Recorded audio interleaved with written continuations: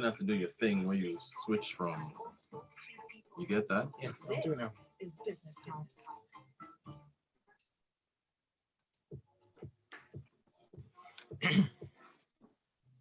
That's right. This is Business Hub and Smooth 98.1. Love music, love life. If you just joined us, you are just in time. Rotus is here with us today. And I've been gushing about what we're talking about today all day long. So You have, huh? I have. I'm glad you have, Kayode. Good to be here, Lagos. Hello to you too, everybody listening, and hello to our special guest as well. It should be interesting this conversation on Business Hub today, which focuses, of course, on SMEs, small businesses, even sole proprietorships, the whole 9 yards. So, Dr. Amanda Iheme is with us. Doctor, good afternoon to you. Thank you so much for joining us. Thank you for having me. Hey, I Amanda. prefer How you just doing? Amanda Iheme. Hi, I can hear you. Great. Good to have you. So if you're out there and you want to be a part of our conversation, please reach out to us on our WhatsApp number. As always, 0809-444-0981. Great stuff. Now, Amanda, you are, okay, help us out here. Psychotherapist, did I get that right? Yes, please, psychotherapist. Great. Now, Kayode and I were talking about this. In fact, yesterday on the marketplace, Kayode was probably one of the most depressing marketplace episodes that we've ever had. We're just talking about the numerous economic issues that we face and how it bears down on the mind, of the average Nigerian. Mm-hmm. Let's ask Amanda. Amanda, is the average Nigerian, as far as their mental states, is it anger? Is that what we would use to describe the state of the average Nigerian? Middle income or lower middle income? Let's not look at the elites, the top of the line. How would you describe it?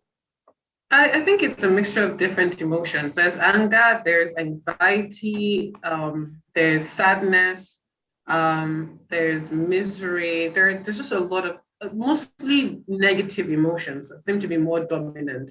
And with good reason. I mean, the economy is not so great, living conditions are not so great, and Nigerians are not particularly quite nice to Nigerians and stuff. So yeah, people are sad, people are miserable, people are unhappy, people are angry, people are very anxious, people are in a state of fear and constantly worrying what is going to happen next, what's going to happen to the country or the people or my village or my town. So yeah, a mixture of different things.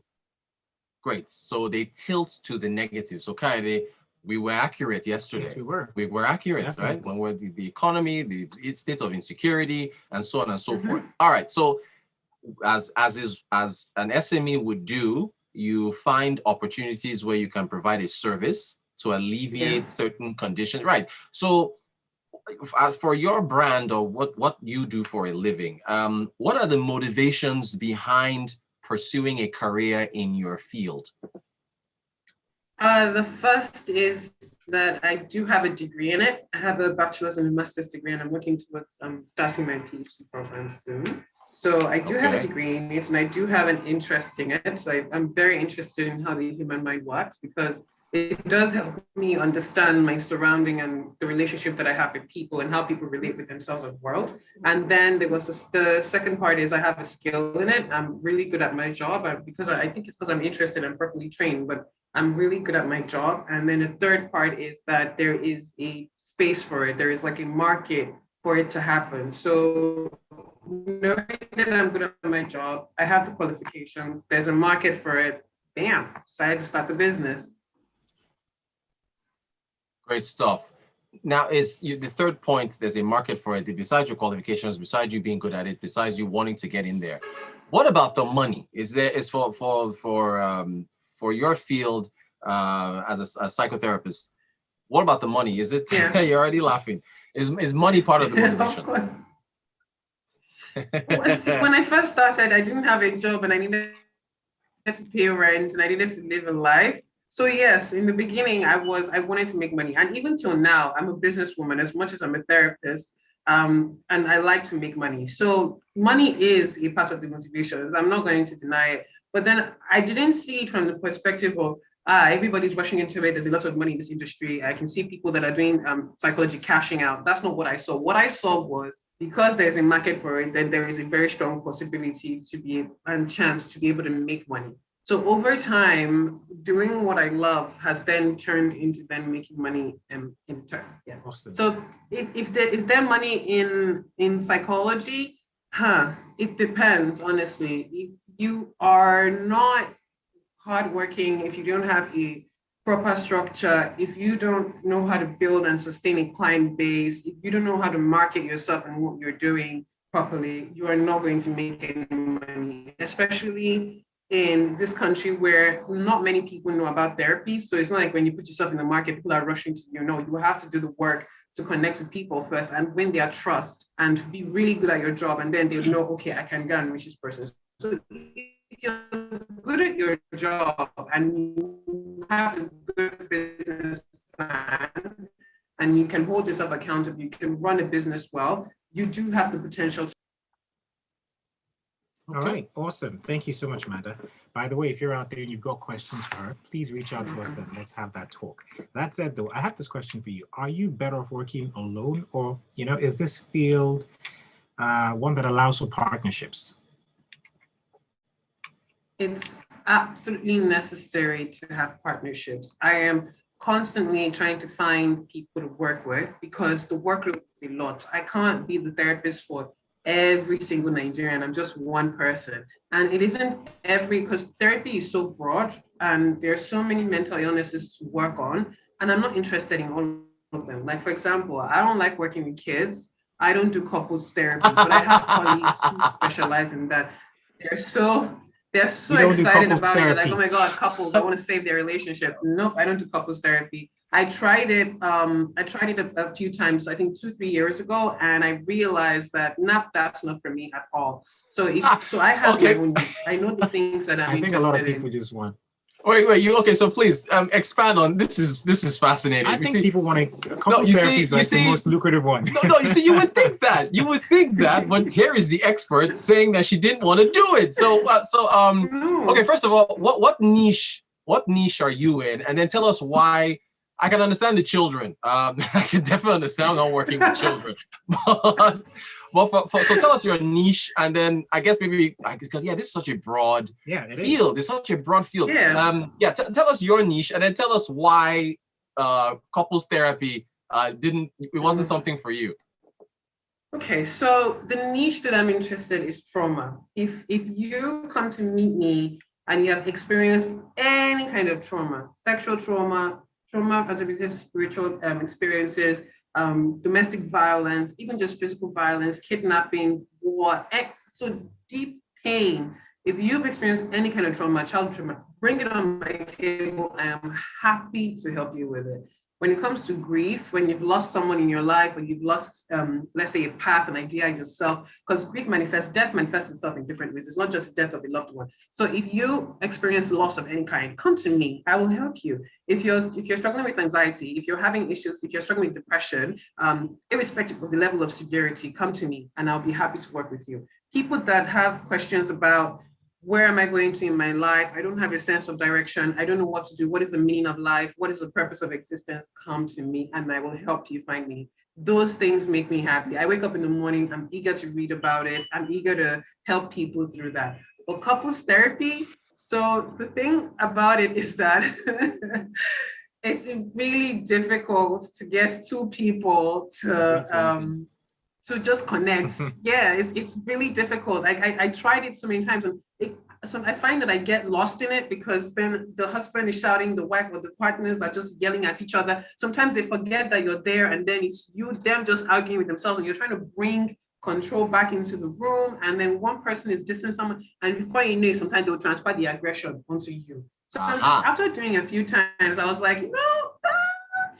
I don't. I prefer one-on-one. I can't handle this energy. It's too much for me. But I have colleagues, I have mates that are so excited. When they say couples therapy, they want to be there. They want to help you save your marriage. They want to help you save your relationship. And I'm like, thumbs up. That's you. That's not me. I honestly, I do not want to deviate. I want to keep on. I have a theory about relationships, and based on what you said, as far as the business side of trying to solve them as a therapist, I won't get into the theory for now. Yeah.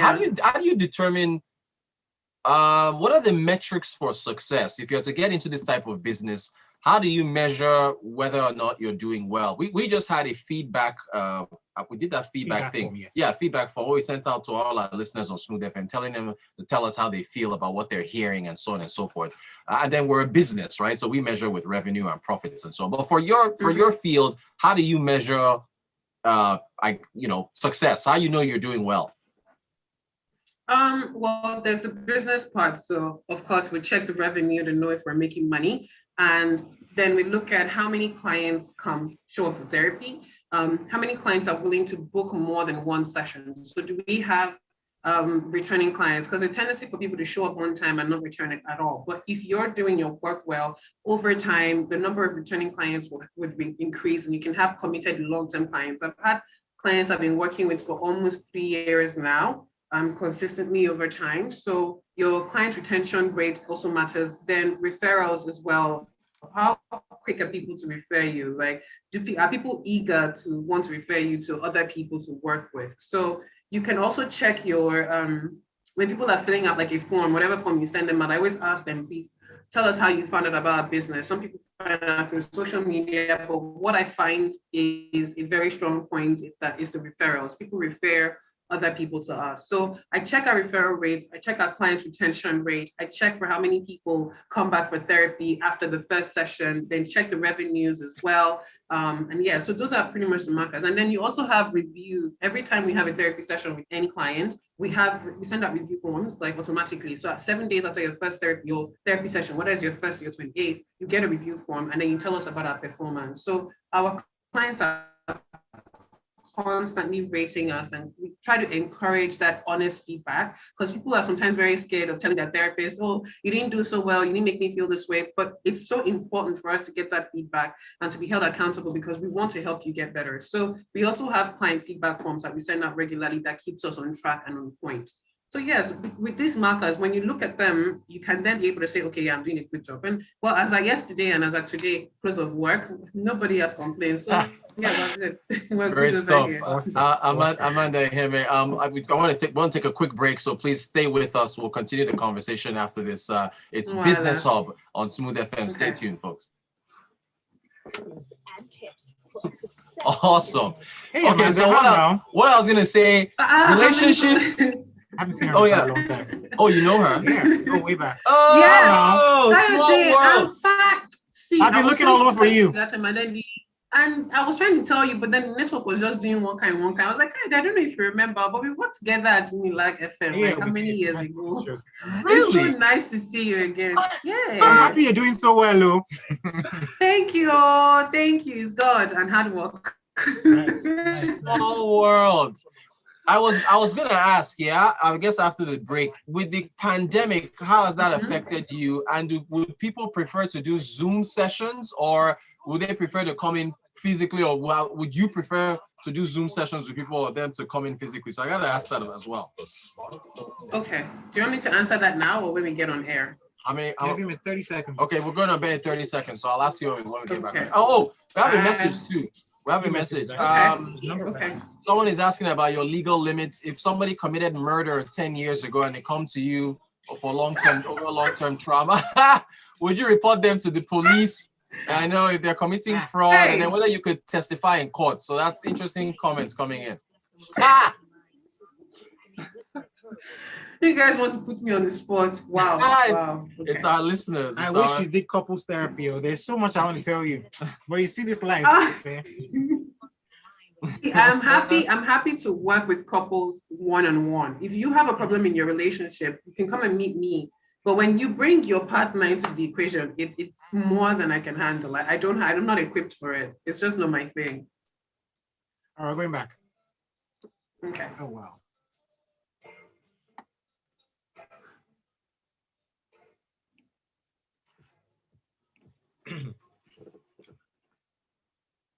Smooth 98.1, love music, love life. It's Business Hub, and of course, Rotus is still here. We're just having so much fun behind the scenes. Look, this is what I love about this show. In that, I think Business Hub is one of my favorite shows because we get to talk to so many different people in different fields. Exactly. And talk to them. And therapy is something I've been dying to do. And I'm so glad we got Amanda Iheme with us talking about it. We got messages.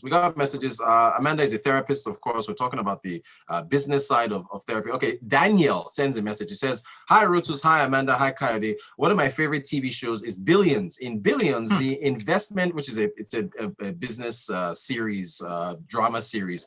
The investment firm has an in-house therapist that helps manage staff by keeping them in their game.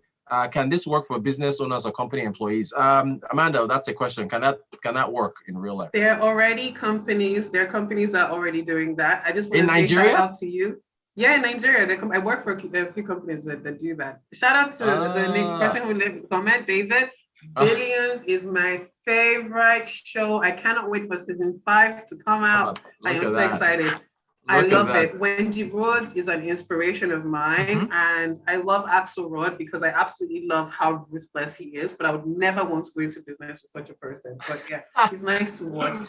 So there are companies who do that. They pay therapists to come in. I know I've worked for a few companies like that. I'm currently still working with one of them at the moment. And every week we have therapy sessions with their staff. So we talk to them about issues that are going on. Yeah, we do. Yeah. So if you guys holler at me now, let's make I it know happen. we probably because the radio industry it ain't easy. Cisco Delgado. Understand. Yeah, I know, right? Cisco Delgado says has a message. Rotus, Amanda, Kayode, good evening. The average Nigerian is very angry. Did you see the video of a young man that slapped a dog looking at him on his way home that went viral? I mean, why slap it? Did you see that video, Amanda? I didn't see it. Okay, I didn't see it. That is. I saw the journalist one. That is insane. Muste says, "I'm glad Amanda talked about niche, and I respect her for that. You know that thing in Nigeria where we think, hey, money day here, cut soap for me. That's how all comers who don't even have a passion about a thing dilutes the essence. So he's talking about diluting the essence of the business of therapy. Thank you, Muste. Okay, this was the interesting call. I told you about this during the break, Amanda. Larry sends in this message. Hi, Amanda. Thanks for coming on the show. What are your legal limits? Like, say if one has committed murder about 10 years ago, and such a person comes to you because of long-term trauma and depression due to the crime that they committed, would you report them to the police? Or if he or she has committed or is still committing fraud in their private public life and they are feeling remorseful and bad and they come to you, and then would you testify in courts if you were asked to testify? That's a loaded Larry, I hope we need to watch out for Larry. Yeah. I hope Larry hasn't done You're a it. legal guy. As in, Larry, I think Larry's asking me this question because Larry knows something. Larry has something he's trying to clarify, so he can really want to tell us. therapy. It's possible. So so we do have this clause in our registration form, so we let you know about it, that if the court does ask us to come and testify, or asks us to present our notes for review, we're bound by the law to do it. Especially if you are, it's a case of a murder, something as serious as that, we have to testify. There are some situations where you don't have to, but then it's all this legal stuff that you discuss with your lawyer. So in some situations, yes, as a therapist, I have to show up. They can subpoena my notes in therapy for the particular client, and I have no choice but to submit it. But then there are some situations where I wouldn't need to show up there to testify. Now, if a client comes to meet me and they tell me that they are engaging in bad things like fraud or committing murder, I am legally obliged to inform the authorities if that client is doing things to not just harm himself and to harm other people as well. So if you're going to continue your murder streak or your Yahoo streak, I have to tell the cops, because I'm not going to willingly take in a client that is doing bad things and then hurting other people, especially when you don't feel any remorse about it. But even at that one stuff is tricky. It's not black and white like that. Like the moment you tell me, oh, Amanda, I'm a thief, I'll then go and say, well, guess what, Popo, I've caught the details of it. But to a certain extent, I'm legally obliged to report if you are causing danger to yourself and other people. Yeah. So I'm sorry, though. I'm not going to snitch on you because the confidentiality clause does apply, where it's a thing of I have to keep my information private. I'm not just going to go out there willingly and say, oh, guess what? I have this person and this person is doing this and there's confidential. And I take confidentiality very seriously. I don't like to talk about my clients' cases and give names and let people know who these are people I'm working with. I even try to tell my clients, like, if we meet in public places, try to maintain decorum and not let everybody know that I'm your therapist. Because I have clients like that are so excited to see me. And they're like, oh my God, Amanda is my therapist. I'm like, guys, I just want to drink wine. Calm down. Like, so confidentiality and privacy is very important to me. So if you're thinking about therapy, you're safe enough to do it. But if at any point in time, I think that you are causing harm to yourself or causing harm to other people, to a certain degree, I am obliged to report. And if I am subpoenaed by the court, I also have to present my note as well. So, but those are legal terms. So, legal things are not that straightforward. So right. Chioma here. Hi guys. Knowing Nigerians like I'm above whatever kind, how viable is a client therapist privilege in this country? As I've heard a few people here, the stories being told at a social gathering somewhere in Ikoyi by a therapist they trusted. The evening went downhill as quickly as wildfire. So how, from Chioma here, look at Amanda's mouth jaw has dropped. Amanda, how sacred is the client's therapist privilege? It is very sacred because you can't go on and talk to other people about people's situations. You can't do that. So, and we let our clients know that the only times when a therapist would speak to another person about your case is if they have the permission to from you, number one. If it's a child, so if we're working with kids, we have to inform the parents or the guardians, number two. And then also the other situation is when we're speaking, like if we're consulting with a psychiatrist or with another therapist for your case, we try as much as possible not to release any identifiers. So we may not tell them your name or your age, we just tell them this is a client I'm working with and this is the case. So they wouldn't know who the person is. But if it's a case where we have to like transfer a client from one therapist to the other, of course, we then have to write a report that provides detailed information, but we'll do well to always inform the client. Before we let go of any client information, we have to let them know like, oh, well, see, this was going on. We have to let them know and you give us your permission and then we send it out. So it's a thing of, it depends on the therapist that you meet. It is supposed to be a situation where no matter whatever you discuss with your therapist, that is kept private and nobody else knows about it. But not everyone understands or knows how to keep their mouth shut. It's very unfortunate, but it's a reality. So just be careful with the therapist you work with and always ask, have questions with them, conversations with them before you decide to go into therapy with them. And if you know anyone that's worked with them before, just ask about their track record to know if there are people that you can trust. So yeah. Great stuff. Awesome, great. There's so much. I know. Information. It's like loaded. It is incredibly. Okay, so look, how do you determine because I know overseas it's per hour as far as charges. Yeah, and rates, so how do you determine, how do you set your rates? And then if you are, say you have a celebrity or I don't know, a very wealthy person that's a client, can you bill them more, or is it standard rates regardless of who the person is, or is it higher rates for adults or lower rates for children? How does how do you make money? How do you charge your fees and stuff?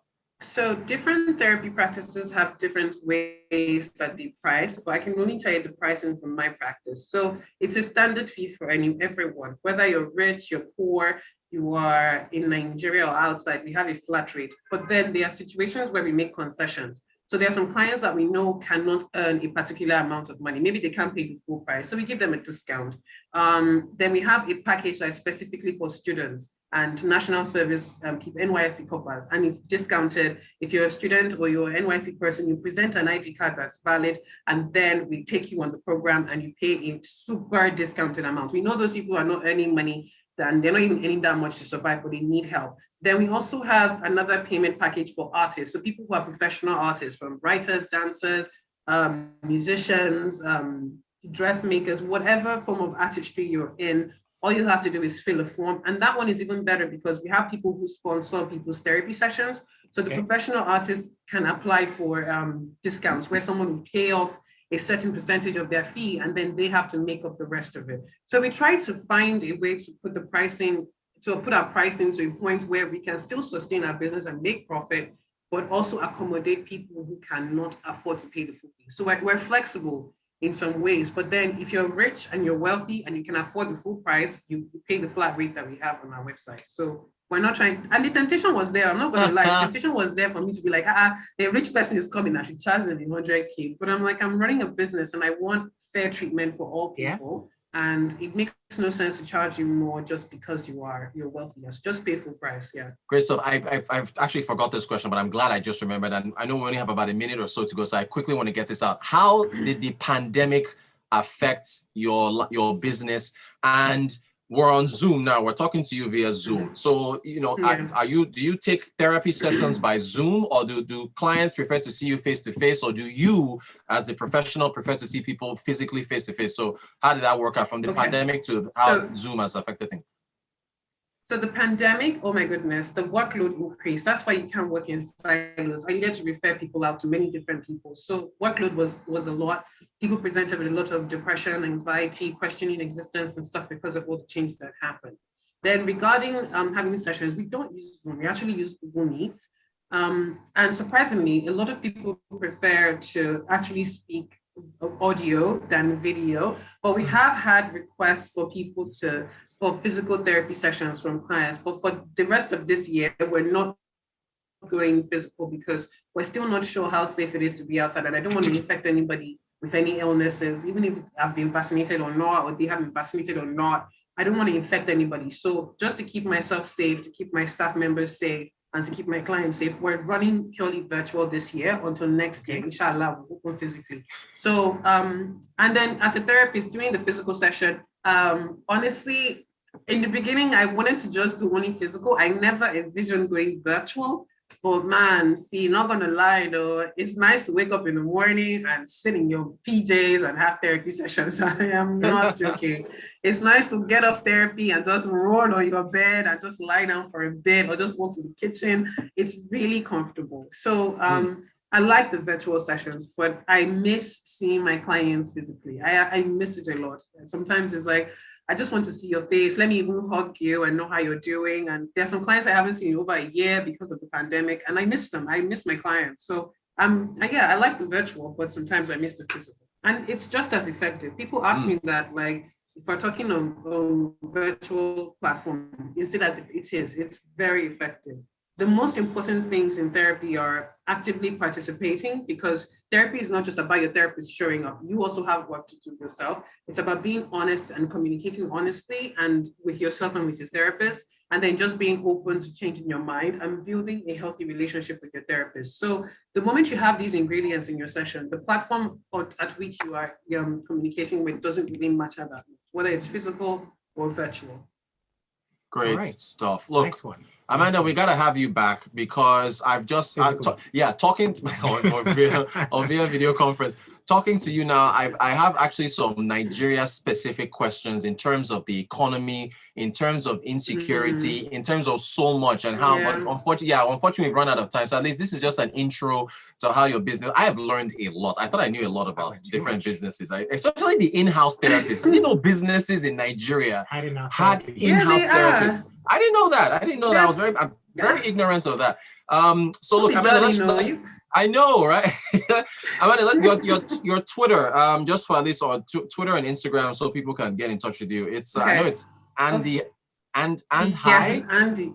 No, it's Andy. I made that name up when I was like 17. Plus, it's Andy. So ANDHII. ANDDHIII, 3 I's. That's my Twitter name. But you have a better chance of finding me on Instagram. My Instagram handle is Amanda Iheme, and then you can find my practice on Instagram as well. It's Ndidi. That's N.D.I.D.I.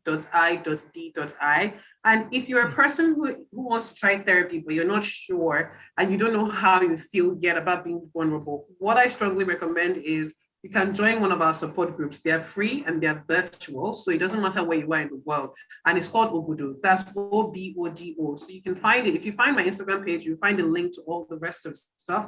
So join Obodo, join any of our support groups. We have one for depression, anxiety, body image issues for teenagers, and also for grief. So you can go there, test the waters and see how you feel about opening up and vulnerability. And if you're comfortable with it, then go on ahead and book a therapy check session. it out. Great stuff. So Amanda Yeah. Iheme on Instagram. Another thing, and even we didn't talk about Nigerians and their own attitude towards therapy. And we're out of time. We're out of time. Amanda, Totally thank you so much. We appreciate your time. We'll have you again. You're We got to talk a lot welcome. about this. All right. I'm here. No problem. Just hit me up. Great stuff. And Lagos, Andy. thank you all for your messages as well. Great messages. We'll have Amanda back again, talk more about, because this is a deep topic. That's going to do it for a business of quick personal finance. Are we going to talk about your friend that spent No, we're not. No, we're not. your friend that No, spent we're not. No, we're not. Okay, let's leave it alone. You guys check us out, personal finance tomorrow at 5:15. Thank you all. Take care. Amanda, take care. Take it easy. All